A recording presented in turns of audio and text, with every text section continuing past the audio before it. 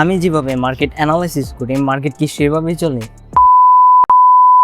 দেখেন, যখন 2026 সালে মার্চ মাস হতে এপ্রিল মাস চলতেছিল, তখন আমি এই লং টাইম অ্যানালাইসিসটা করছিলাম, যেখানে আমি হিউজ অনেক কিছু অ্যানালাইসিস করি, স্মার্ট মানি কনসেপ্ট এবং আদার্স যতগুলা কনসেপ্ট আছে সবগুলা অ্যাডজাস্ট করে আমি কিন্তু এই অ্যানালাইসিসটা করি।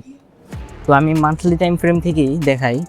আমার টার্গেট ছিল যদি মার্কেটে রেসপেক্ট করে, তাহলে এই যে উইকলি যে অর্ডার ব্লক আছে, মিটিগেশন ব্লক আছে, এইখান থেকে কিন্তু মার্কেটটা যাবে। ওকে, তো ফার্স্ট টাইম যখন মার্কেটে ট্যাপ দিছিল, তখন কিন্তু মার্কেটে বুলিশ হয়েছিল, কারণ এখানে সেলসের লিকুইডিটি খাইছিল। এবং আমি এখানে ডেইলি টাইম ফ্রেমে কিছু সাপ্লাই জোন দিছিলাম যে এতটুকু পর্যন্ত মার্কেট আসবে। আমার টার্গেট ছিল এইখানে আসবে $5050, কিন্তু মার্কেটে আসে না।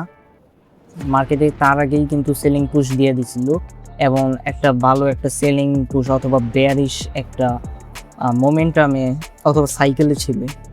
পরবর্তীতে এখানে কি হয়েছে দেখেন, এখানে যে লিকুইডিটি আছে, ফার্স্ট টাইম যখন ট্যাপ দিছিল সেখানকার একটা সেলসের লিকুইডিটি ক্রিয়েট হয়েছিল। এই সেলসের লিকুইডিটিকে মার্কেট সুইপ করছে, নট বডি দিয়ে ক্লোজ সুইপ করছে।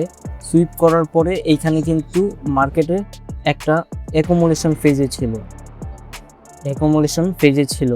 যখন মার্কেটে এই রেজিস্ট্যান্সটাকে বডি দিয়ে ক্লোজ করে, তখনই কিন্তু মার্কেটের মার্কআপ ফেজ শুরু হয়ে যায়।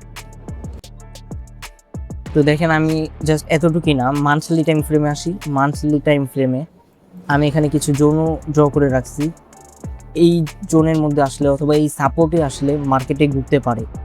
সর্বশেষ সাপোর্ট ছিল আমার এইটা 2700 এবং 3000। এই সাপোর্টে আসলে অথবা এই জোনটাতে আসলে, ডিমান্ড জোনে আসলে মার্কেটটা কিন্তু ঘুরতে পারে।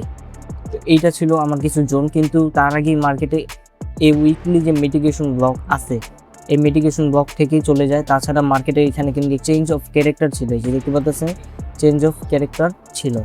এই চেঞ্জ অফ ক্যারেক্টার তারা ব্রেক করতে পারে নাই, অথবা মার্কেট ব্রেক করতে পারে নাই।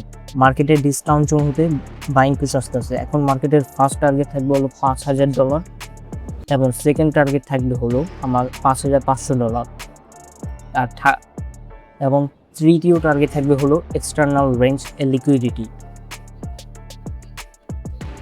তো দেখা যাক মার্কেটে কী করে, এবং আমি সকল তথ্য আস্তে আস্তে পরবর্তী ভিডিওগুলোর মাধ্যমে দেওয়ার চেষ্টা করব ইনশাল্লাহ।